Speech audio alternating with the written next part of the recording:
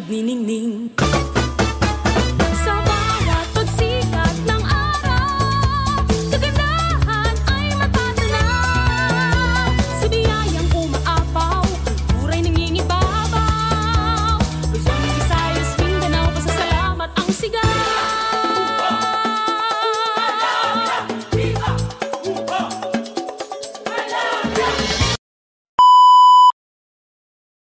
Nagsimula ako sa bayan ng Ocampo kung saan ako nagpalipas ng magdamag. Ito ang pangsyam na araw ko na pagpadyak mula sa Pasig paikot na Pilipinas.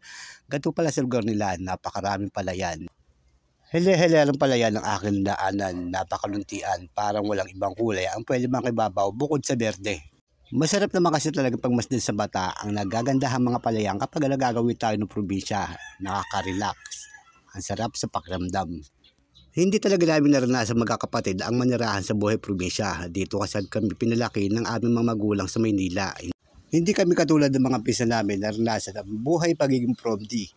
Yung maligo sa dagat, magtanim, magsibak, mga buhay probinsya na literal. Laki ako sa pariw, ako'y sadyang promdi.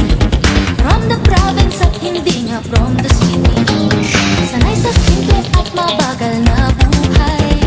Magalang ang lalaki, marunong mag-CV. Pagpagpag ko sa buhay sa Maynila. Ito ang mundo ko para kung trumpo. Ingat sa pagtupit sa kalsada. Shooting taxi ay humaharurot. At pagkatapos ng halos 2 oras sa padyakay simula sa bayan ng Ocampo, sa wakas, narating ko na rin ang bayan ng Goa kung saan malapit na ako papuntang Siruma. Mula sa bayan ng Goa ay pumabidyak pa ako ng 50 kilometers hanggang sa marating ko na nga ang Siruma. Ito ang Siruma, isang magandang landscape sa probinsya ng Bicol na nakaharap sa asul ng dagat, napapalibutan ng nagtataas sa damo. Marami kayong pwedeng gawin sa lugar na to. Pwede kayong mag-overnight, mag-stargazing, mag-glamping, maligo sa dagat, magbike. Actually, dito na nga rin ako nagpalipas ng gabi. At dito nagtatapos ang aking pangsyam na araw mula Pasig paikot ng buong Pilipinas. Maraming salamat sa panonood and God bless.